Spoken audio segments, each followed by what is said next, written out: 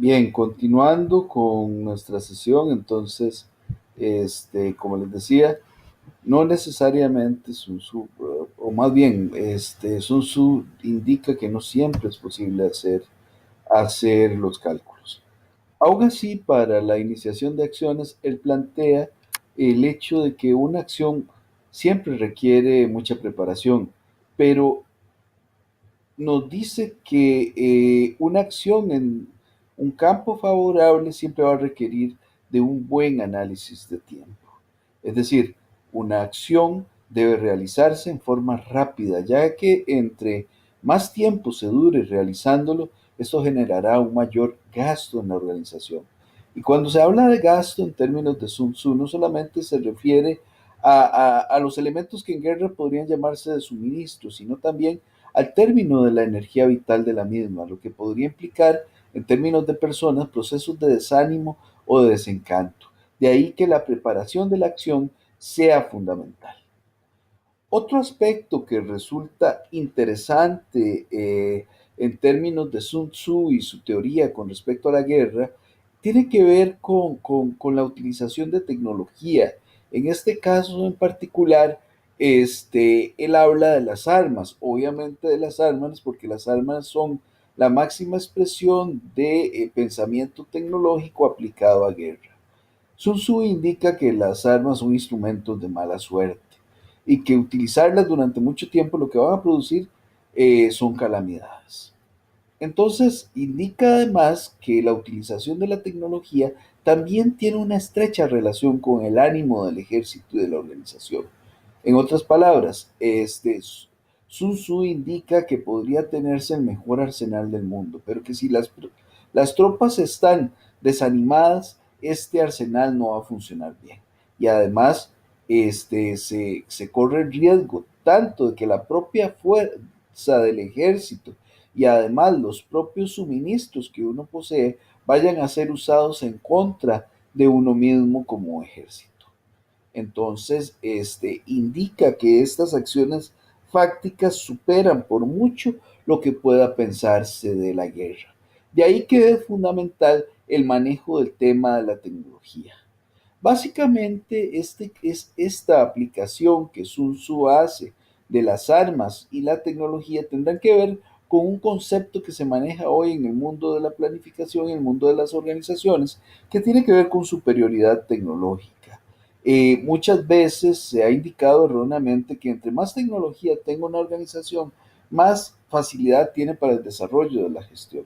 Sin embargo, como ya el propio Sun Tzu indicaba, puede tenerse mucha tecnología, pero esta tecnología no va a suplantar a la organización y mucho menos a las personas.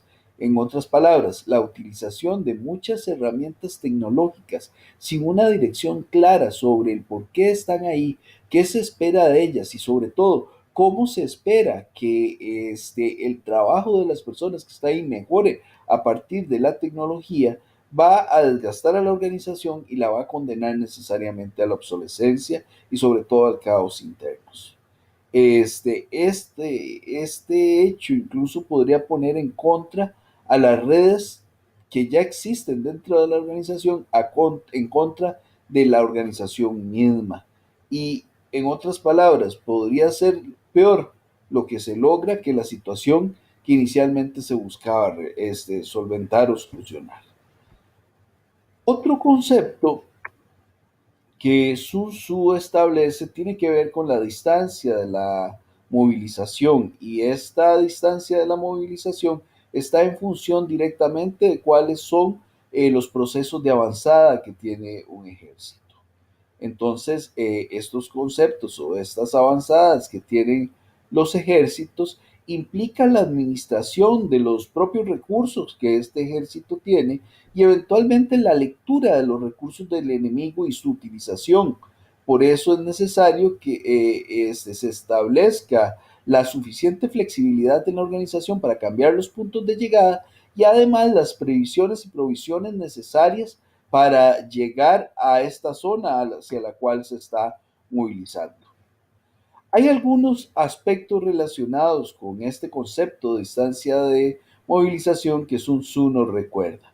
El primero de ellos es que si el comandante toma suministros de armas del propio país y le quita alimentos al enemigo, puede estar bien abastecido de armamento y de provisiones.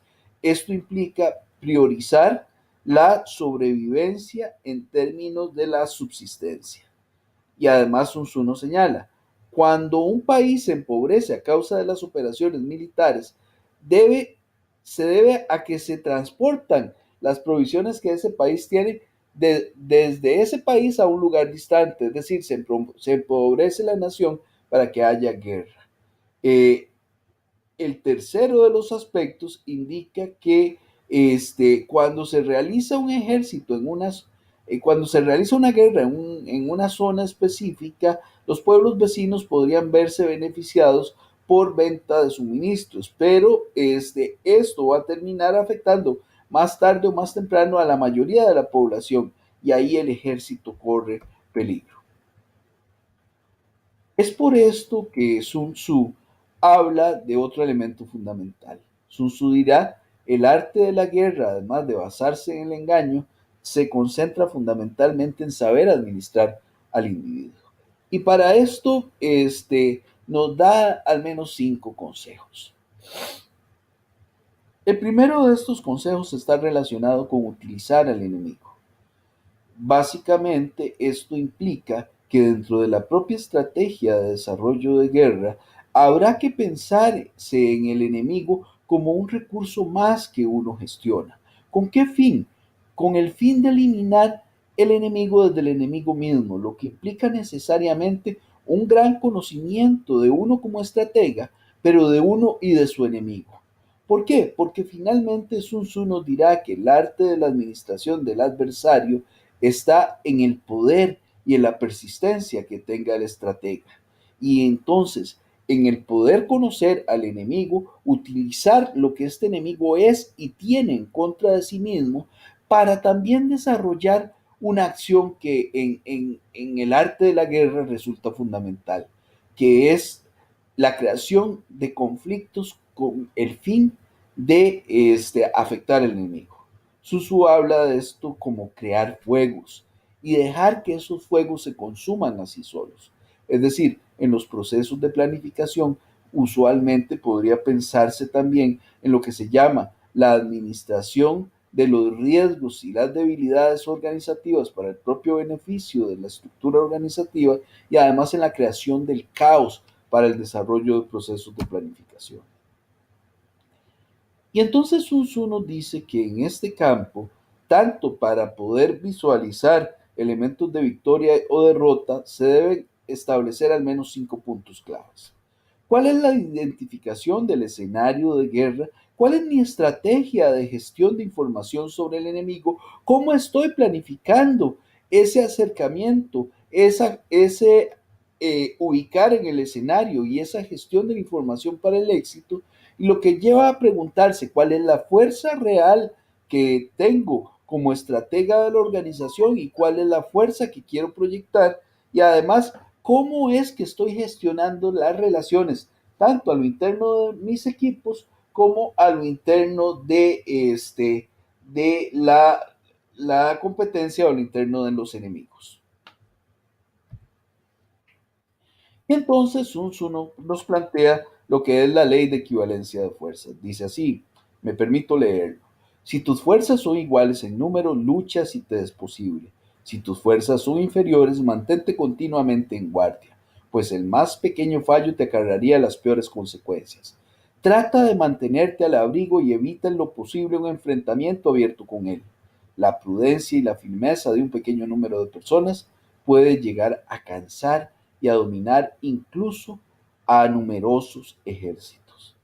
No cabe duda, saber qué fuerza real tiene uno hará que el posicionamiento en el escenario de guerra o el posicionamiento en la estructuración de un proceso de planificación esté con base en la realidad.